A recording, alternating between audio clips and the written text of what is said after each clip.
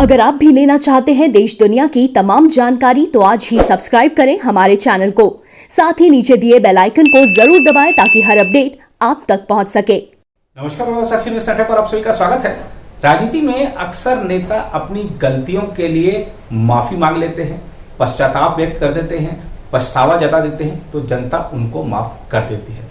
देखना होगा कि देवेंद्र फडणवीस को क्या जनता अब फिर से मुख्यमंत्री पद की कुर्सी सौंपती है, क्योंकि बीजेपी के नेता और महाराष्ट्र के पूर्व मुख्यमंत्री देवेंद्र फडणवीस ने अपनी उस भूल को स्वीकार कर लिया है जो उन्होंने एनसीपी के नेता अजित पवार के साथ सरकार बनाकर की थी।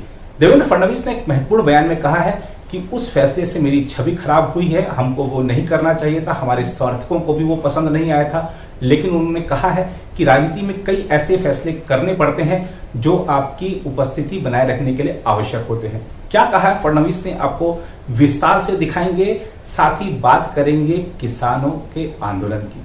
अब किसान जो नेता हैं वो दिल्ली की सीमाओं पर प्रदर्शन कर रहे हैं। जो कृषि अध्यादेश लागू किए थे सरकार ने, जिसको बाद में संसद ने पारित किया और वो कानून बने, अब जो अध्यादेश लागू होने की तारीख थी उसको 1 साल पूरा हो गया है। तो किसानों ने आज बीजेपी के सांसदों और विधायकों के आवास के बाहर प्रदर्शन करने का निर्णय लिया है। क्या कह रहे हैं किसान और क्या कह रहे हैं अकाली दल के नेता, ये आपको दिखाएंगे। लेकिन सबसे पहले बात करते हैं देवेंद्र फडणवीस। महाराष्ट्र के पूर्व मुख्यमंत्री देवेंद्र फडणवीस ने वर्ष 2019 में राष्ट्रवादी कांग्रेस पार्टी के नेता अजित पवार के साथ मिलकर 80 घंटे तक चली अल्पकालिक सरकार बनाने के फैसले को गलती मानते हुए कहा है कि इस भूल का उन्हें कोई पछतावा नहीं है। भारतीय जनता पार्टी के नेता फडणवीस ने मराठी दैनिक लोकसत्ता के संपादकों के साथ ऑनलाइन चर्चा के दौरान यह बात कही। फडणवीस ने कहा, मुझे उसका कोई पछतावा नहीं है, लेकिन हमें ऐसी सरकार नहीं बनानी चाहिए थी, वह एक भूल थी। गौरतलब है कि महाराष्ट्र में विधानसभा चुनाव परिणाम में किसी राजनीतिक दल को स्पष्ट बहुमत नहीं मिलने के बाद शिवसेना, एनसीपी और कांग्रेस ने मिलकर राज्य में गैर भाजपा सरकार बनाने की कवायद शुरू कर दी थी। ऐसे में 23 नवंबर 2019 की सुबह राजभवन में आयोजित एक सादे समारोह में फडणवीस और अजित पवार ने मुख्यमंत्री तथा उप मुख्यमंत्री की शपथ लेकर राजनीतिक गलियारे में हलचल पैदा कर दी थी। भाजपा नेता ने शिवसेना प्रमुख उद्धव ठाकरे पर चुनाव पूर्व किए गए गठबंधन को छोड़ने का आरोप लगाते हुए कहा, हालांकि अजित पवार के साथ सरकार बनाने का फैसला एक भूल थी, लेकिन जब आपकी पीठ में छुरा भोंका जाता है तो आपको राजनीति में बने रहने के लिए ऐसे फैसले लेने पड़ते हैं। देवेंद्र फडणवीस ने कहा, राजनीति में बने रहने के लिए जो आवश्यक होता है वो आपको करना होता है। जब आपकी पीठ में छुरा भोंका जाता है तो आपको भी करारा जवाब देना पड़ता है। भाजपा नेता ने कहा, जब सरकार बनाने का मौका आया तो हमने उसे भुनाया।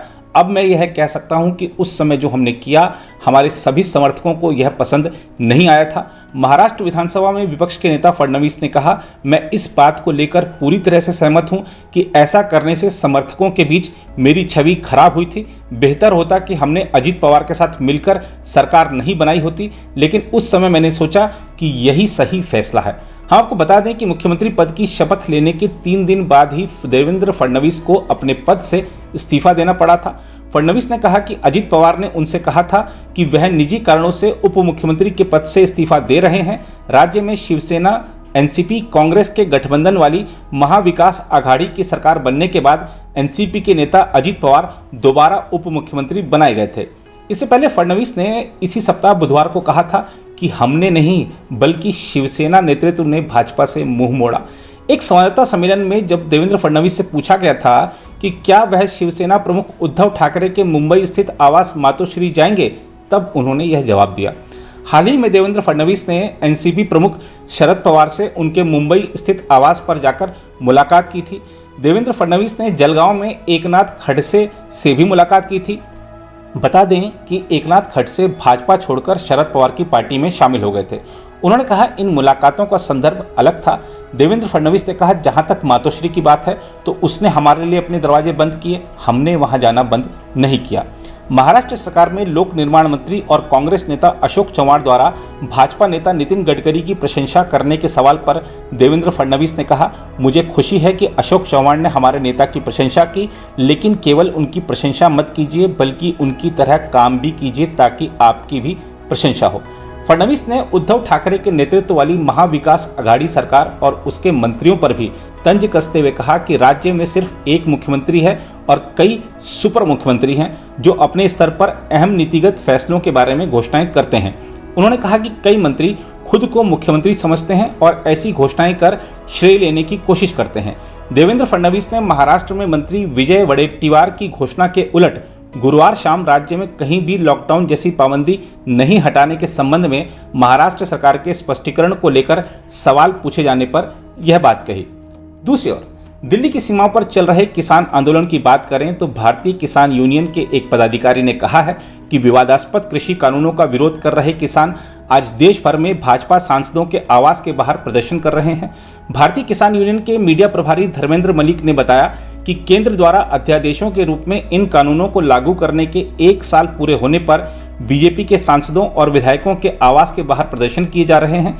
धर्मेंद्र मलिक ने कहा, प्रदर्शनकारी केंद्र के खिलाफ सांकेतिक प्रदर्शन के तौर पर देश भर में भाजपा सांसदों और विधायकों के आवास के बाहर कानूनों की प्रतियां जलाएंगे। उन्होंने कहा, जिन जिलों में भाजपा का कोई सांसद या विधायक नहीं है वहां जिला मजिस्ट्रेट कार्यालय के बाहर प्रदर्शन किया जाएगा। इस बीच अकाली दल की सांसद और पूर्व केंद्रीय मंत्री हरसिमरत कौर बादल ने एक बार फिर केंद्र सरकार से इस मुद्दे का हल निकालने को कहा है। जिस काले कानूनों के बारे में पूरा 1 साल 3 जून को सबसे पहले मैंने आवाज कैबिनेट में उठाई थी कि आप ये ऑर्डिनेंस मत लेके आइए, किसानों के मन में बहुत बड़ी शंकाएं हैं, उनको भरोसा लीजिए और उसके बाद ये ऑर्डिनेंस लेके आइए। 5 जून को दोबारा कैबिनेट में मैंने पुरजोर तरीके से बोला, बहुत बड़ा आंदोलन खड़ा होगा, मत करिए। 14 सितंबर को पार्लियामेंट में जब लेके आए, एक बार फिर मैंने बेनती करी, सेलेक्ट कमेटी में भेज दीजिए, पूरे देश भर के किसान सड़कों पे उतर आएंगे। क्यों आप आंदोलन खड़ा कर रहे हैं जब लोग कोविड से अपनी जान बचा रहे हैं?